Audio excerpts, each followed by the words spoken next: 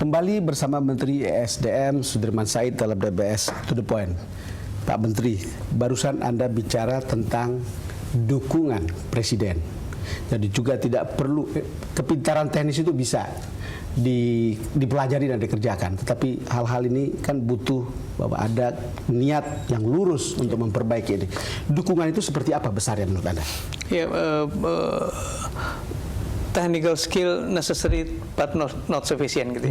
Kira-kira kita perlukan itu, tapi kemudian yang perlu diluruskan adalah di level-level policy. Menurut saya yang dibutuhkan adalah kelurusan sikap dan pendirian, karena saya tahu membenahi sektor ini itu artinya dealing dengan para pemain besar yang punya kekuatan lobby, kekuatan uang, kekuatan mobilisasi massa, opini segala macam. Saya sadar betul itu. Dan selalu saja modusnya kan di level Pertamina nggak bisa naik ke menteri, menteri nggak bisa naik ke wapres, wapres nggak bisa naik ke presiden gitu ya. Nah, ketika presiden kemudian tidak cukup konsisten dengan apa yang dimandatkan pada kami, itulah kerepotan gitu. Nah, karena itu sepanjang presiden, wakil presiden selalu mengatakan apa yang beliau tugaskan pada kita, itu akan sangat membantu. Dalam kenyataannya Anda mendapatkan dukungan itu, merasa ini sangat didukung. Bulan ke-7 ya, memasuki ke-8, dan saya bersyukur sekali karena seluruh tindakan keputusan kritis itu menunjukkan bahwa beliau-beliau berdua ini figur yang menjalankan apa yang beliau katakan. Jadi nunjuk orang, memutuskan hal-hal kritis seperti Mahakam, memutuskan bagaimana komposisi leadership di Pertamina, di PLN, itu selalu mengatakan ini direction strategisnya, the rest itu urusan menteri, silakan.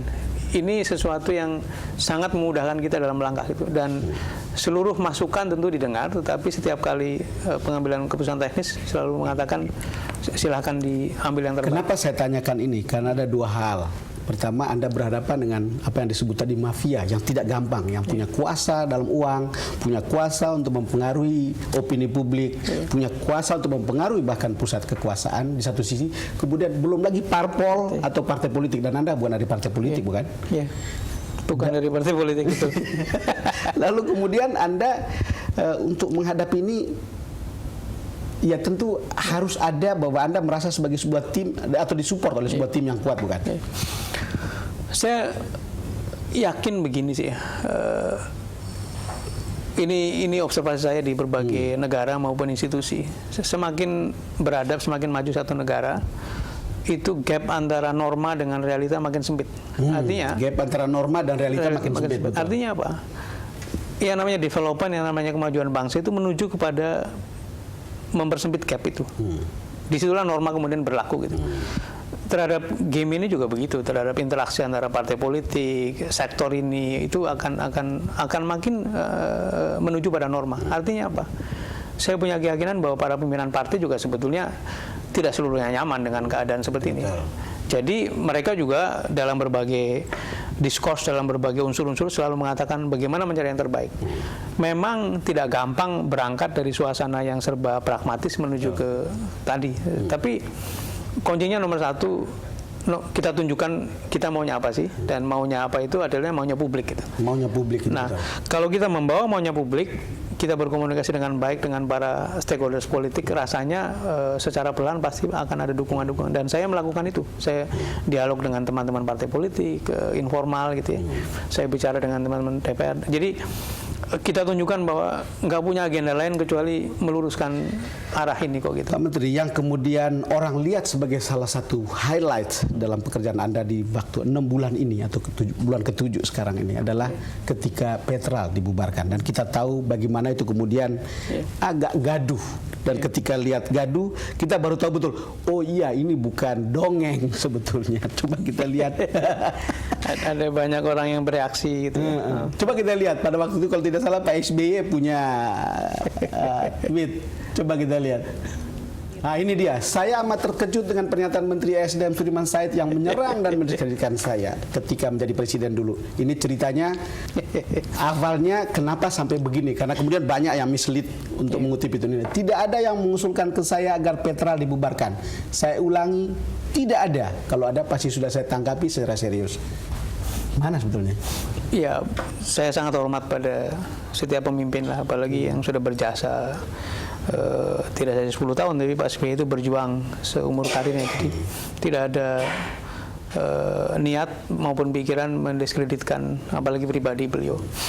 Saya hanya menjelaskan persis seperti yang saya ceritakan bahwa inilah dialog saya dengan Presiden ketika saya diberi mandat. Ketika mau diberi mandat. Ya, untuk memberikan satu call bahwa tanpa support Bapak sebetulnya apa yang saya kerjakan tidak akan ada artinya gitu.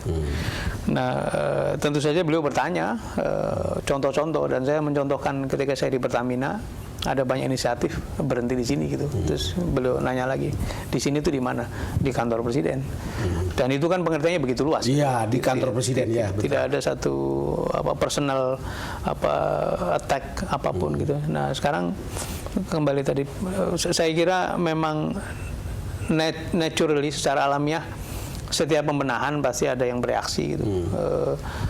Tinggal tadi kalau kita firm, kita bawa agenda rakyat, kita komunikasi dengan baik dengan para penentu kebijakan, kemudian jalan saja. Dan saya bersyukur karena momen itu akhirnya menjadi momen pembeda gitu, momen yang membelah. Yang membelah seberang sana sama yang sini gitu.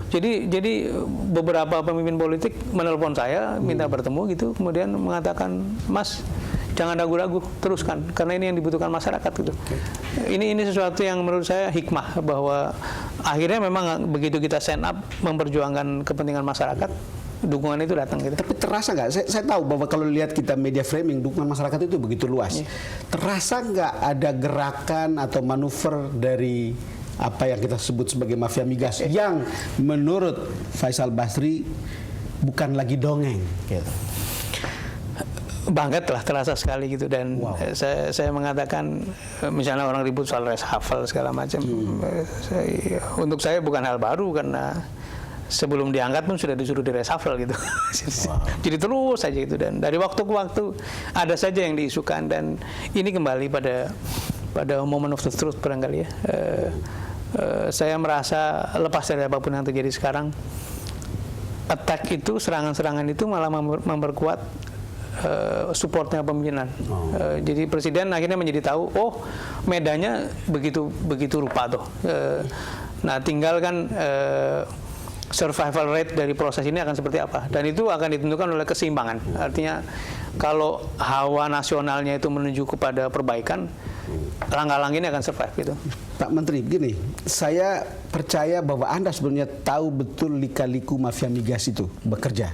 Tapi kemudian Anda menggunakan tangan tim yang tadi tata kelola migas itu, yang umum mengatakan tim anti mafia migas. Coba kita dengar Faisal Basri bicara ketika saya interview di sini juga. Untuk periode Juni 2014, Juli Desember 2014, dan Januari Juni 2015. Karena itu pertama kali terjadi 3 periode ini kontrak ditutup untuk 6 bulan ke depan. Pada umumnya 3 bulan. Nah, ini kan tahun pemilu. Betul. Oh, banyak sumbangan-sumbangan barangkali yang diberikan oleh si mafia ini. Jadi butuh uang di muka. Wow. Nah, itu Januari Juni 2015 itu sudah ditutup Desember 2014. Sekali lagi kalau lihat pernyataan Faisal Basri, saya yakin bahwa Anda sudah tahu lebih dulu daripada Faisal sebetulnya. Tetapi supaya legitimate lalu kemudian dapat dukungan, saya sendiri setuju dengan cara itu. Anda memberdayakan tim seperti ini. Ya, beberapa pengalaman misalnya gitu ya. 2009 itu kan terjadi pergantian di rut Pertamina. Betul. Dan saya yakin sekali bahwa alasan pergantian itu salah satunya karena pembenahan itu gitu. Dan minggu pertama saya diundang oleh Dirut baru untuk diberi tugas 5 tugas bergantian. Jadi setiap ketemu tuh jadi ini, jadi itu sampai akhirnya saya menyimpulkan kalau Minggu pertama itu. minggu pertama, biasa. kalau saya diberikan begitu banyak kemungkinan, artinya bukan saya hebat toh. Artinya Tetapi ingin saya pergi diuji dari tempat atau sini. ingin pergi? Oh. ingin saya pergi dari tempat yang sekarang ini, yaitu yang AS itu. Nah, yang menarik adalah minggu pertama itu pula ketika saya memasang iklan untuk meregistrasi ulang vendor. Jadi waktu itu langkah saya adalah oke, ribut-ribut terus untuk apa? Mari kita buka kembali supaya vendornya beragam dan makin banyak orang yang kompetitif yang masuk gitu. Itu saya diminta membatalkan iklan itu, dan itu dibatalkan gitu, dibatalkan. Sampai akhirnya Dirut Pertamina waktu itu mengatakan, Pak Dirman, sudahlah, ini menjelang pemilu gitu. Serahkan saja pada mereka. Pemilu serahkan saja kepada mereka. Gitu. Nanti setelah pemilu, Saya mengerti maksudnya mereka. nah itu, saya tidak tahu siapa mereka, tapi kira-kira ada orang yang mengendalikan Dirut Pertamina untuk coba dibuka untuk supaya hal-hal yang kemarin kita bereskan itu kembali pada permainan lama gitu. Menurut saya itu terlalu kasat mata dan terlalu kampungan menurut saya. Dan saya mengatakan, Ibu, saya kesini tidak melamar dulu, saya diminta oleh Dirut lama. Jadi karena itu kalau Ibu punya kehendak demikian, silakan aja saya diberhentikan. Pak Dirman, dalam bahasa lama orang bilang Anda ini kecil-kecil cabai rawit. Kita jeda lagi. Pemirsa, kami akan kembali selepas jeda berikut.